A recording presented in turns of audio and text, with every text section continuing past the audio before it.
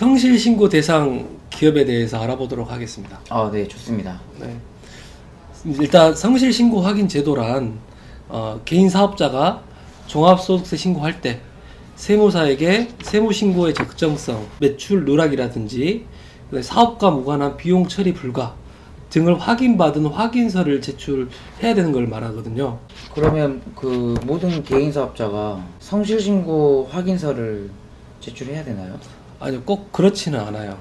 그 우량 개인 사업자들에게만 좀 적용이 되는데요. 네. 근데 연간 매출액이 업종별로 어느 정도 이상인 기업들, 그런 사업자들에게만 적용이 돼요. 예를 들어서 도소매 같은 경우는 연매출 15억 이상, 그리고 제조업이나 숙박업, 요식업 같은 경우는 연매출 7.5억 이상, 그리고 이제 서비스업이나 과학기술업 같은 경우는 뭐 연간 매출이 5억 원 이상인 기업들이 성실신고 대상 기업이 되는 거예요. 그러면 지금 저희들은 좀 해당이 좀 되는 것 같은데. 네. 그러면 그렇게 성실신고 대상자로 바뀌었을 때 네. 저가 입을 불이익은 좀 있을까요? 그럼요. 성실신고 대상 기업이 된다면 네. 일단 세무조사의 위험이 있어요. 그 말로만 듣던. 그렇죠. 근데 저는 그 우선 굉장히 좀 고달프다는 소리를 좀 들었어요. 그 말도 못합니다. 네. 정말 말도 못하고 세무조사가 무서운 게 뭐냐면 이게 최근 몇 년 동안의 뭐 소득, 매출, 뭐 신고 누락분을 보는 게 아니고요. 오픈 때부터 현재까지 아주 그냥 털털 털어버리거든요. 세무 신고하실 때 기장료라든지 조정료라든지 그 납부하고 계시잖아요. 그렇죠. 그것도 무시 못해요. 지금 또 대표님 같은 경우는 사업장을 샵을 5개를 운영하고 계시다 보니까 네. 기장료만 해도 매월 11만 원씩 5개 매장이면 뭐 60만 원 정도, 네. 연간 60만 원 정도 이렇게 기장료를 내면서 또 이렇게 사업장을 운영하고 계시고, 그리고 또 5월 달에 보면 종합소득세 신고 납부 하시잖아요. 네네. 그때 또 조정료도 또 많이 내시잖아요. 그렇죠. 그러니까 저는 지금 조정료 내고 있고, 그리고 매월 네. 기장료 내고 있고. 네. 근데 그게 뭐 바이준이 하나만 내고 있는 게 아니고 바이준이 지점당으로 내고 그럼요. 있기 때문에. 맞아요. 그러고 있어요. 결국엔 이것도 그 세금 처리를 위해서 지불을 하는 거니까 이것도 저는 세금이라고 보거든요. 네. 그러니까 그 세금 처리를 위한 지출이니까 이제 결국에는 세금 때문에 내는 지출, 이렇게 비용 처리를 그렇게 하고 있는데, 근데 성실하게 신고를 하는데도 네. 만약에 성실신고 대상자가 되면은 지금보다 더 많이 내야 된다는 소리가 되는 거잖아요. 그럼요. 그게 뭐가 있냐면요. 성실 대상 신고 기업이 된다면, 네네. 이제 보통 일반 이제 개인 사업자 같은 경우는 5월 달에 신고 납부를 하고 과세가 종결돼요. 네. 그런데 성실 대상 기업들은 한 달간의 유예 기간을 줘요. 유예 기간이란 게 뭐죠? 너희들은 별도로 따로 관리해서 6월 달에 신고 납부를 하게끔 해서 세무사나 회계사에게 성실 신고 확인서를 작성을 받아야 돼요.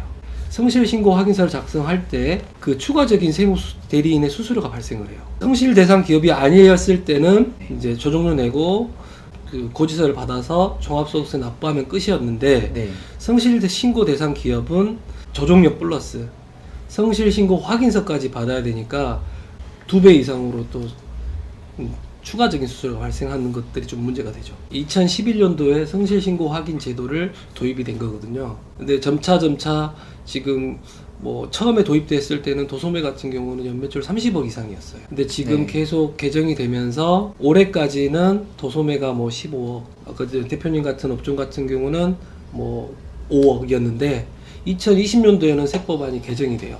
좀 약간 너무 그 앞뒤가 틀리다고 느껴지는 게, 물가는 오르고 이런 미용적인 시술 비용은 오르고 있는데, 그럼 뭐 오른다는 건 결국에는 매출의 상승이 있는데 성실신고 대상자의 구간은 떨어진다는 건 그냥 무조건 이제 성실세 대상 기업이 돼야 된다는 소리가 되는 거네요.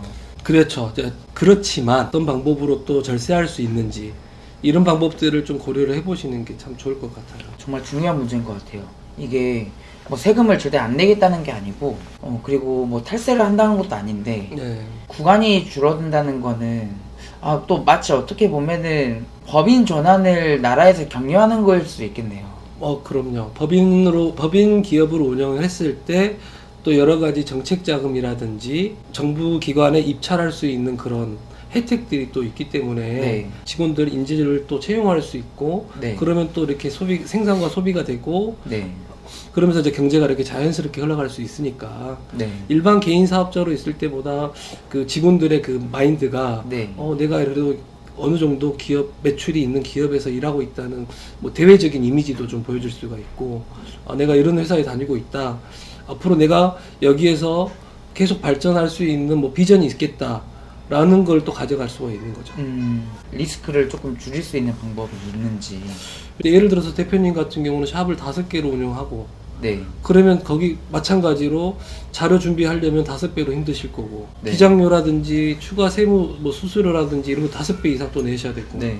개인 사업장을 운영하면서 5배로 스트레스를 받는 거예요. 네. 비용도 5배로 지출을 하고. 그런데 차라리 그럴 바에는 어느 정도의 위치가 오고 성실 대상 기업이 갈 것 같다. 그러면 법인처럼 똑같이 매월 매입이라든지 매출 자료를 신고를 해줘야 되는데 그럴 바에는 나는 차라리 법인을 전환을 해서 법인체를 가져가는 것도 나쁘지 않을 것 같다는 생각이 들어요. 성실신고 대상자가 될 바에는 그냥 단순하게 법인으로 가는 게 훨씬 낫다. 네. 약간 이렇게 들리는데. 네. 그러면 법인의 장점은 뭐가 있을까요? 법인의 장점. 일단은 성실 대상 기업이 됐을 때는 세무조사 대상 기업이 된다고 했잖아요. 네.